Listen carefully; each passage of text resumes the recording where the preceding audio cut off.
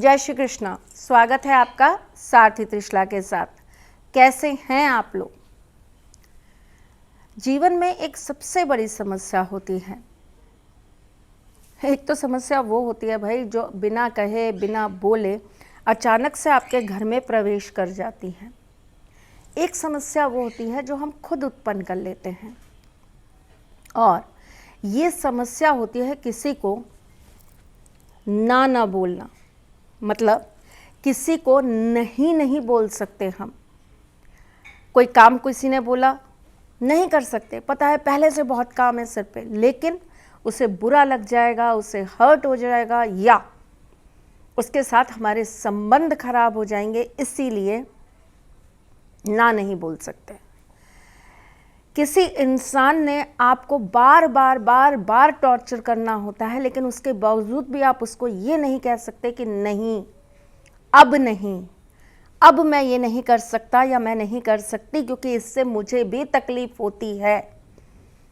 99.9% लोगों की प्रॉब्लम है ये, नहीं बोलना। लोगों के सामने फ्रंट में आकर जवाब देकर नहीं बोलना।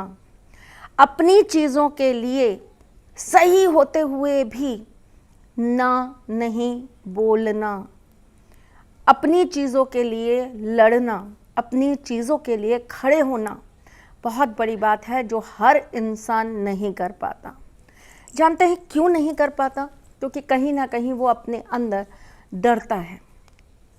रिश्तों को खोने से डरता है, अपनी इमेज खराब होने से डरता है, अपने आप को सामने वाले के सामने सही तरीके से पेश नहीं कर सकता, इसलिए डरता है। ये डर इतना ज़्यादा होता है, इतना बढ़ जाता है कि उसको अंदर ही अंदर घुटन देने लगता है, क्योंकि वो कर रहा होता है जो उसे करना ही नहीं होता और करना पड़ता है। क्योंकि वो सामने वाले को हर्ट नहीं कर सकता, पर सामने वाले उसे जब चाहें, जैसे चाहें, जिस तरह चाहें हर्ट कर सकते हैं। मैं आपकी एस्ट्रोलॉजर हूँ, वास्तुशास्त्री हूँ, चेहरा भी पढ़ती हूँ, आवाज़ भी पढ़ती हूँ और हाथों की लकीरें भी पढ़ लेती हूँ, लेकिन आपकी सारथी हूँ, इसीलिए आपको नित्य नया कुछ बताने चली आती हूँ। किसी को ना करने की प्रवृत्ति बहुत गलत होती है, पर क्या आप जानते हैं कि कौन से ग्रह से ताल्लुक़ रखता है आपका चाहकर भी कुछ ना बोलना, चुप रहना? एक परमानेंट डायलॉग होता है औरतों का, कब तक चुप रहूंगी? क्यों रहेंगी चुप? किस लिए रहेंगी चुप? अगर आप सही हैं तो बोलिए। चुप रहने के लिए आपको जबान, मुंह, शब्द, भाषा नहीं सिखाई गई है, आपको बोलने के लिए सिखाई गई है। बस तरीका सही होना चाहिए, शब्दों का चयन सही होना चाहिए और भाषा सही होनी चाहिए। बात सही तरीके से रखी जाए तो गाली भी बहुत मिठास लगती है। आपस में दोस्त एक दूसरे को बोलते हैं, अरे यार साले चुप रहना यार, कोई बात नहीं, तो बहुत अच्छा लगता है। वही गुस्से में किसी को, साले तूने ऐसा बोल दिया, अरे तूने मुझे साला बोल दिया, है ना?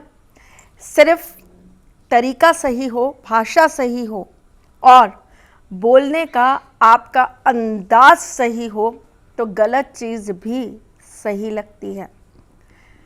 आज हम यही सीखेंगे कि किस तरह से आप चुप ना रहें, अपनी सही चीज़ों के लिए बोलें, ना बोलना सीखें, और जिस कार्य को आप नहीं कर सकते उसके लिए बिना डरे नहीं कहना आपको आए।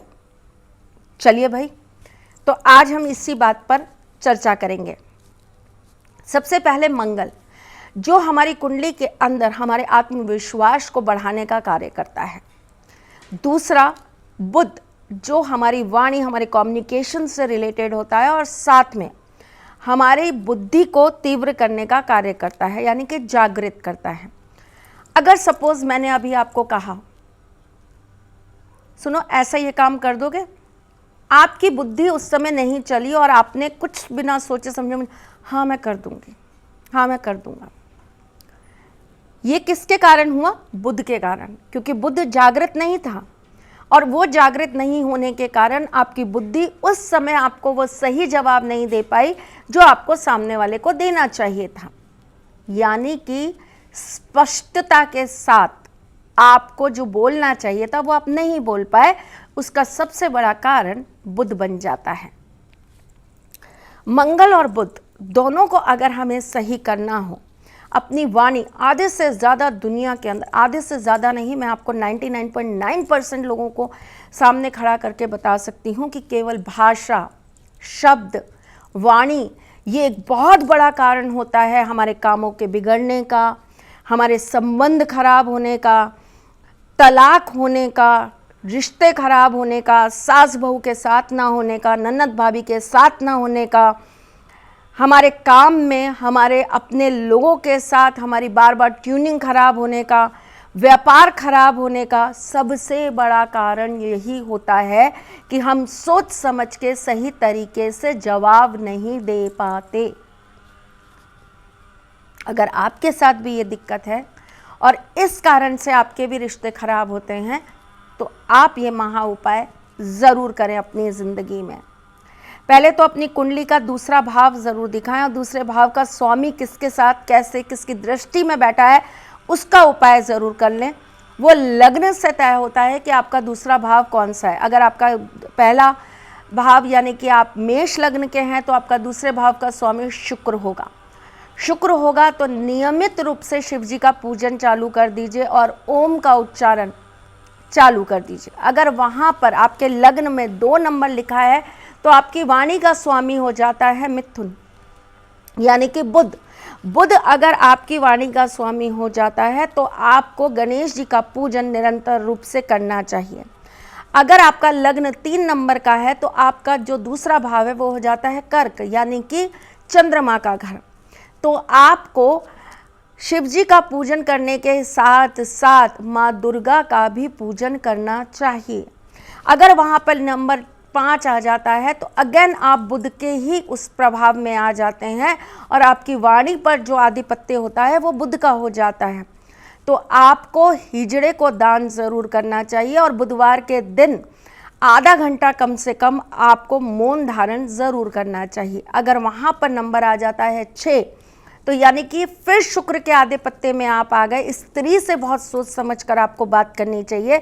स्त्री से बात करने के समय आपकी जो भाषा है, आपकी जो वाणी है, उसमें बहुत ज़्यादा मधुरता और प्रेम होना चाहिए और साथ ही साथ में स्त्री का सम्मान आपको करना आना चाहिए। माँ दुर्गा का आपको निरंतर रूप से पाठ करना चाहिए। अगर आपके लग्न में 7 नंबर आ जाता है तो आपके दूसरे घर का मालिक हो जाता है मंगल।